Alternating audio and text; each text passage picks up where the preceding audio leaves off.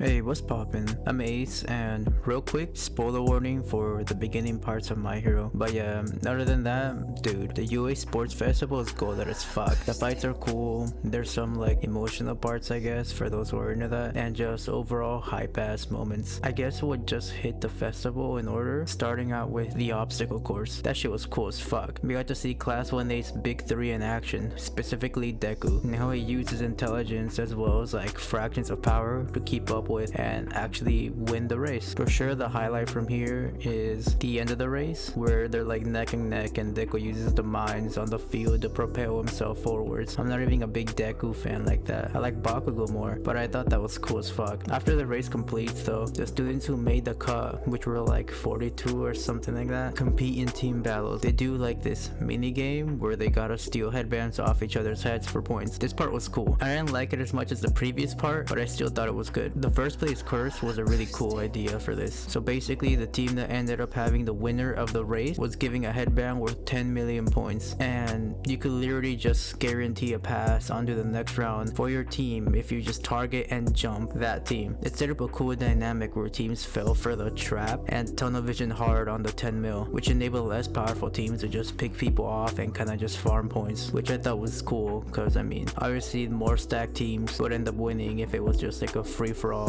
team v team scenario. So this was just like a dope way to make father teams pose more of a threat. It kind of just makes us acknowledge their presence, which was cool in itself because the point of the sports festival in universe is to highlight students. So this just gives them more of a shot of impressing potential sponsors. But yeah, moving on, there's the 1v1 fights. I guess I just cover them individually, you know, like say highlights and what I liked or didn't like. And for that, starting off, we have Deku versus Shinzo. This was a cool fight. Not because of the fighting though, that part was actually kind of boring since it ends in like an instant after a while of just standing still, but the whole message giving was dope, like the narrative of it. To win the fight, you gotta either surrender, get knocked out, or pushed out of the ring. Unluckily for Deku, his matchup has a brainwashing quirk, and he does the sensible thing and just orders Deku to walk out of the arena. Deku obeys, and just as he's about to fumble, his quirk kicks in and shadowy figures stop him and kinda help him break out of the trance. He ends up breaking his fingers in the process, but I mean, that kind of just shows his resolve, I guess, and he's kind of used to just breaking body parts at this point. He once again shows his intelligence though and deducts that the quirk only works if he responds to Shinzo. He gets the idea that Deku knows and just berates him, gives him a whole sob story of saying things like, "You were lucky to be born with that quirk." He kind of just serves as a mirror to Deku,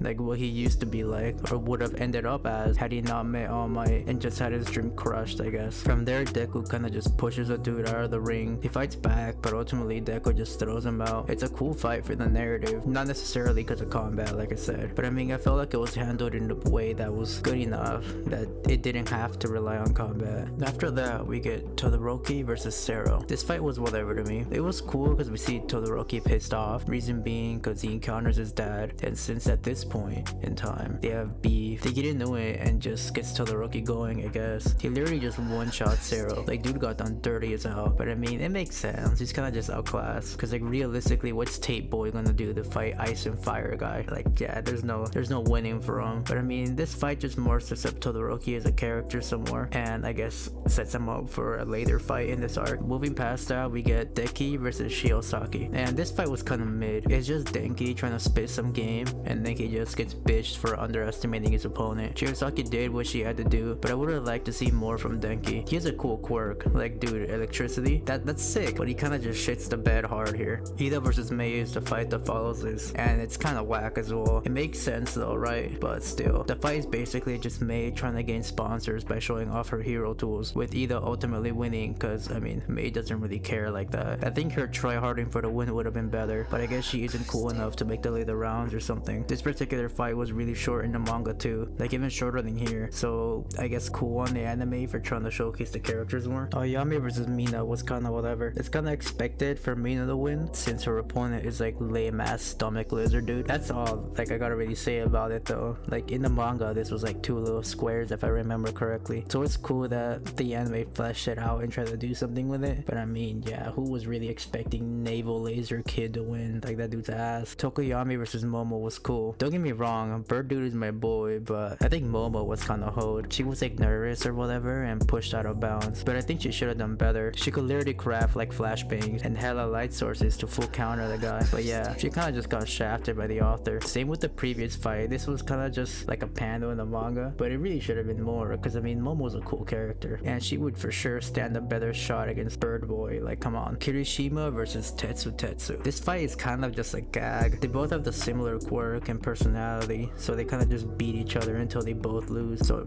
like the fight ends in a draw, so nothing too notable to be honest. I guess since it ended in a draw, they did have to compete against each other again. They do like an arm wrestling match, which Kirishima wins, but I mean, who was really hyped about a Kirishima Tetsu arm wrestling match? Like, come on, bro. Following that though, we get peak. We get Bakugo versus Uraraka. This fight was dope. It kind of hypes us up for Ochako and makes it seem like she might have a chance at upsetting. There's also a feeling that Bakugo might hold back on her, which I mean, these to the viewer kind of believing like, hey, this shitter might be humbled here. But I mean, my boy Bakugo can't be humbled, and he respects her grind too much, so he doesn't hold back on her. The visuals were dope, and she put up like a dope display for sure. Like, she had my boy like actually trying. But yeah, my boy Bakugo ends up winning. One thing I didn't really like though was at the end when Bakugo runs into Deku and kind of like confronts him about setting up Ochako with a plan, which I mean, he didn't, but like Deku kind of just brushes it off and it's like, if you thought it was a hard fight, that's cause of her, not me. Like, bro, you kind of did play a part in that. She was only reckless because of you. She kind of proved she could like fight and like hold her own, but still, she didn't really have to be put in that position in the first place. Homie really tried like making my boy look bad just because he was white knighting hella hard, like so hard that she actually had to just prove that she wasn't some chick that just perma needed saving and can actually be a hero. Like, come on, bro, do better. After that fight though, we get Todoroki versus Deku, which is just more peak, so like back-to-back peak. At this point, we're moving into the quarterfinals. Now we basically just get a culmination of Todoroki's character arc up to this point. Deku, through this fight, saves Todoroki and helps him realize that he can use his father's quirk for good, and that it doesn't have to be known as his father's quirk. He can make it his own and be his own person. It's dope, and this just kind of propels Todoroki into what he is today. Combat wise, it was cool. We saw like hella ice beam built around and Deku smashing it all down and kind of just shitting on Todoroki because he was holding back and not using his fire out of spite of his father. Deku loses this fight though, but I mean, he gave it a good ass attempt. They were gonna go into an all-out brawl, but they were stopped by the teachers before this big ass clash. Their attacks did make contact with a guy trying to stop them, and they kind of just destroyed the stadium. Deku gets blown out of the ring and Todo wins by staying in the ring. It was a cool fight overall, although this fight made me wish Shoto used his powers better. Like, dude, just make big fire blast or big ice thing. Like, bro, make swords or spikes. I wish he fought more like Gray or Natsu from Fairy Tail, or just utilize his fire creatively like Ace. Slight spoiler for manga, but like, dude, he just still fights boring as shit. Like, dude, do better, please. Your powers are cool as fuck. But yeah, that's kind of besides the point. After that dope ass fight, we see Ida versus Shiosaki,